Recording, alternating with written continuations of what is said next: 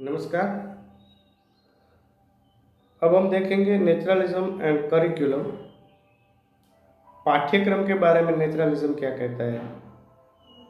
तो उसके अलग अलग विद्वानों ने पाठ्यक्रम के बारे में अलग अलग मंतव्य दिए हुए हैं, वो मैं आपके सामने प्रस्तुत करने की कोशिश करता हूँ और हम समझने का प्रयत्न करेंगे। तो पाठ्यक्रम के बारे में वो ऐसा बोलते हैं कि पाठ्यक्रम का निर्माण बालक की रुचियों, योग्यताओं और स्वाभाविक क्रियाओं के अनुसार होना चाहिए। तो ये कॉमन फैक्टर है पाठ्यक्रम के बारे में उनका जो मत है वो। और वो ऐसा बोलते हैं कि जो भी आवश्यकताएं हैं, अलग अलग विभिन्न अवस्थाओं में जो भी आवश्यकताएं हैं, वो आवश्यकताओं वर्तमान और वास्तविक जीवन की हैं, तो उसके हिसाब से उनको हमको देना चाहिए।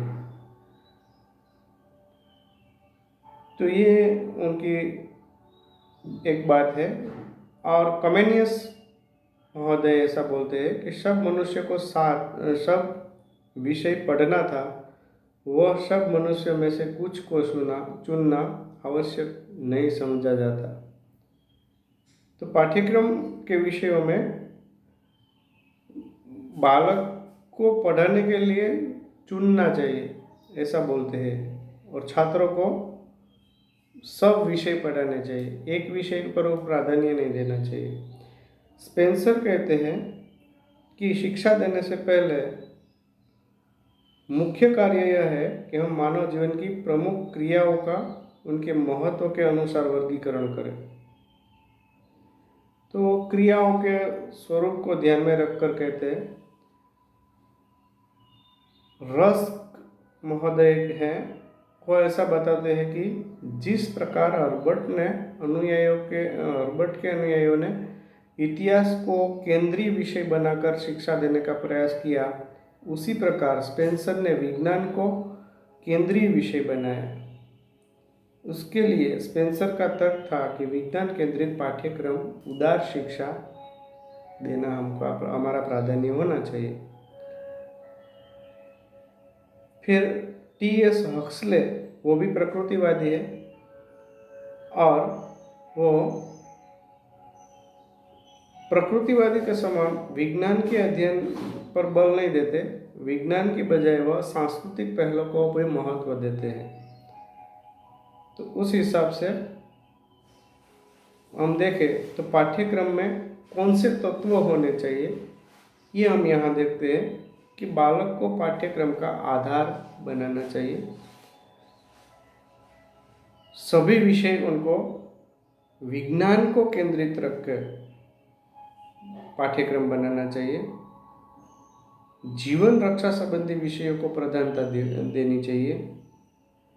बालक के विकास की विभिन्न अवस्थाओं को पूरा करने के लिए हमको पाठ्यक्रम में उनको प्राधान्य देना चाहिए। बालक की रुचियों, योग्यताओं और स्वाभाविक क्रियाओं के अनुसार उनको ये जो पाठ्यक्रम है वो उसका निर्माण होना चाहिए। और सब विषय सब बालकों को पढ़ाना चाहिए, एक ही विषय पर मास्टर नहीं, सब विषय मास्टरी होनी चाहिए, ऐसा वो बोलते हैं। सब विषय में उनकी रुचि अनुसार वो पढ़ सके, एक विषय का कुछ चुनाव नहीं रखना चाहिए उसके साथ। तो यहाँ ये जो पाठ्यक्रम की बात कही, अब हम देखते हैं naturalism and methods of teaching. तो टीचिंग की मेथडों में उन्होंने रटने और निष्क्रिय अभ्यास का विरोध किया है, और करके सीखने, जो भी बात है वो पहले डू, वो करे, बालक कोई भी क्रिया करे और वो सीखे, और अनुभव द्वारा उनको शिक्षा देनी चाहिए। इनके ऊपर वो समर्थन करता है। और उस हिसाब से उन्होंने बालकों में खेल विधि को उत्तम समझते हैं वो लोग, और उनकी जो दूसरी विधियां हैं उसमें है ह्यूरिस्टिक विधि, डाल्टन पद्धति, मॉन्टेसरी पद्धति, निरीक्षण पद्धति, ऑब्जर्वेशन मेथड और खेल पद्धति। ये उनका पद्धतियों के बारे में प्रदान है। और वो अब हम देखते हैं नेचुरलिज्म और चाइल्ड बालक के बारे में क्या मानते हैं। तो वो बालक के शारीरिक पक्ष पर अधिक बल देता है और मनुष्य को प्राणी मानता है। तो उस हिसाब से वो